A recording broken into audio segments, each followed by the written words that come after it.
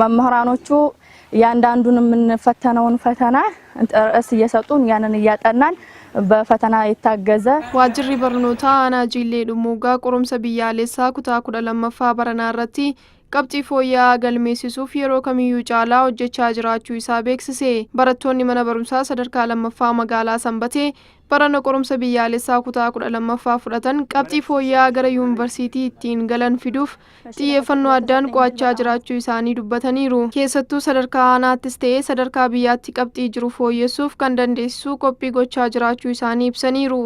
Barsiisonni mana barumsaa sadarkaa lammaffaa Sanbatee akka jedhanitti muuxannoo manneen barnootaa aanaa qabxii gaarii qaban irraa fudhataniin barattoonni akka of ga'umsaa deemaniif gama isaaniin gaaffilee garaagaraa baasanii barattootaaf qoodaa akka jiran dubbataniiru. Itti gaafatamaan waajjira barnootaa Anaajiillee Dhummuugaa obbo Biraanuu Jabeessaa akka jedhanitti barana manneen barnootaa 3 keessatti barattoota 1158 qorumsa biyyaalessaa kutaa 12ffaa akka fudhataniif qophiin gahaa taasifamaa jira jedhanii barattoota teekinooloojii waliin wal barsiisuun qophii duraa xumuruu isaanii ibsaniiru. ስለዚህ 12ኛ ክፍሎች ዘንድሮ እንግዲህ ፈጣሪ ካለ በጣም ውጤት እናመጣለን ብለን ነው እያሰብን ያለነው። Hojiin piroojeektii waraqaa eenyummaa dijitaalaa faayidaa milkaa'inaan akka xumuramuuf kutannoonii fi deeggarsi hooggantoota murteessaadha jedhan itti aanaan bulchaa olaanaa naannoo Amaaraa Dr. Abduu Huseen magaalaa Kombolchaatti haala raawwii waraqaa eenyummaa dijitaalaa faayidaa irratti mariin taasifameera. Itti aanaan bulchaa olaanaa naannoo Amaaraa Dr. Abduu Huseen akka jedhanitti waraqaan eenyummaa dijitaalaa faayidaa seeraalummaa fi yakka ittisuu keessatti faayidaa olaanaa qaba jedhaniiru. Keessattuu namoonni eenyummaa isaanii dhoksuun yakka hojjechuuf carraa qaban kan hambisu ta'uu heeraniiru. Daarekteerri olaanaa sagantaa waraqaa eenyummaa biyyaalessaa Yoodaay Harayaa Sillaasee Itoophiyaa keessatti galmeen waraqaa eenyummaa faayidaa miiliyoona 43 ol darbuu isaa beeksisaniiru. Hamma xiyyeeffannoon kennamee hojjetamaa kan jiru lammiilee baadiyyaa hojii qonnaa irratti bobba'an irratti ta'uu isaa mirkaneessaniiru. Dhaabbileen tajaajila kennan garaagaraa waraqaa eenyummaa faayidaa akka ulaagaa duraatti gaafachuuf mirga labsii kennameef akka qaban kan ibsan daarekteerri olaanaan kun dameewwan akka fayyaa qonnaa, daldalaa fi galiiwwan tajaajila isaanii eenyummaa kanaan walitti hidhaa jiraachuu himaniiru. Waraqaan eenyummaa faayidaa eenyummaa lammiilee karaa dijitaalaa mirkaneessuun nageenya amansiisaa fi guddina biyyaalessaa ariifachiisaa ta'eef bu'uura ta'aa jiraachuun eerameera. ለትውልድ የሚጠቅም ከተማ እየሰራችሁ ነው። በላብና በድካማችሁ አገረ መንግስት ያቆማችሁ ታሪካዊ ሰዎች በመሆናችሁ bulchiinsi magaalaa Dasee miseensota qaamolee nageenyaaf lafa mana jireenyaa ijaarsa manaaf ta'u kennuu isaa ibse. Itti aanaan kantiibaa bulchiinsa magaalaa Dasee obbo Saamu'eel Mollaalliin humni nageenyaa nageenya magaalattii fi uummataa eegsisuuf aarsaa kaffaluu isaa dubbataniiru.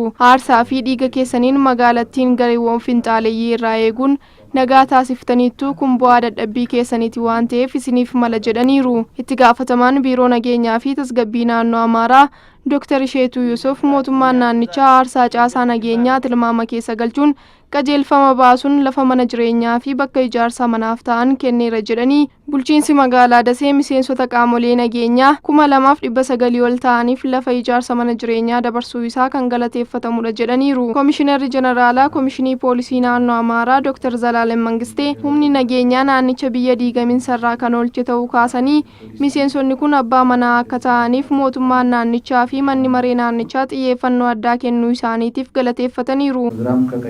ከውስጥም ከውጭም የተነሳውን ኃይል ይህ ኃይል ከሌላው ከሀገር ጀግናው ሀገር መከላከያ ሰራዊት ጎን በመሆን ዋጋ እየከፈለ dandeettii dhaabbilee abbaa seeraa fi haqaa murtiiwwanii ka'eeraa mana maree federeeshinii raawwachiisuu cimuun isaa itti fufiinsa sirna seeraa fi haqni akka mirkanaa'uuf gumaacha olaanaa akka qabu afayaa'iin mana maree federeeshinii obbo Aganyoo Tashaagar ibsan. Manni maree federeeshinii Inistituutii Seeraa fi Haqaa Federaalaa waliin ta'uun hiikkaa heeraa aangoo mana maree federeeshinii fi shoora dhaabbilee abbaa seeraa fi haqaa irratti qindoomuun waltajjii marii geggeesseera. Afayaa'iin mana maree federeeshinii obbo Aganyoo Tashaagar yeroo kana akka jedhanitti heerri seera dhaloota biyya tokkoo waadaa lammiileen waliin jiraachuuf ittiin walii galanii fi sanada daangaa aangoo mootummaan ittiin kaa'amudha jedhanii heerri amala isaatiin wal duraa duubaan bal'aa waan ta'eef iftoomina uumuuf olaantummaa heeraa mirkaneessuuf wal faalleessuun seeraa yoo uumame hiikuu fi akka yeroo waliin deemuu dandeessisuuf hiikamuu akka qabu ibsaniiru. Dhaabbileen abbaa seeraa fi haqaa murtiiwwan hiikaa heeraa mana maree federeeshinii hojiirra oolchuun lammiileen haqa isaanii akka argataniif sirni heeraa akka itti fufu gochuuf shoorri isaanii murteessaa ta'uu kaasaniiru. የዳኝነትና የፍትህ ተቋማት የምክር ቤቱን የህገ መንግስት ትርጉም ውሳኔዎች በመፈጸምና በማስፈጸም ዜጎች የሚገባቸውን ፍትህ እንዲያገኙ የምታደርጉት ጥረት እጅግ በጣም ወሳኝ ነው።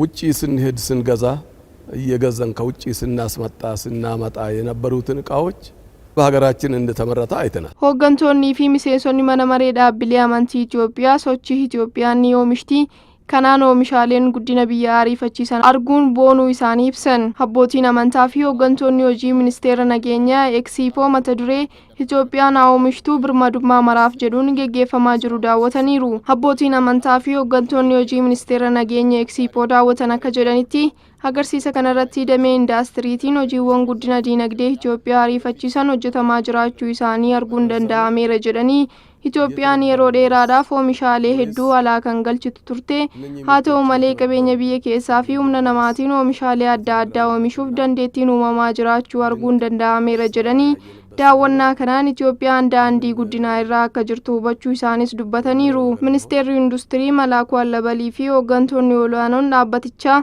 keessummoota daawwannaa dhufan simachuun bu'aalee indaastirii oomishtoota Eksiipoon dhiyaatanii fi milkaa'ina sochichaan galmeeffaman daawwachiisaniiru. Eksiipoo kanarratti oomishtoonni dameelee garaagaraa irratti bobba'an oomishaalee isaanii dhiyeessaniiru.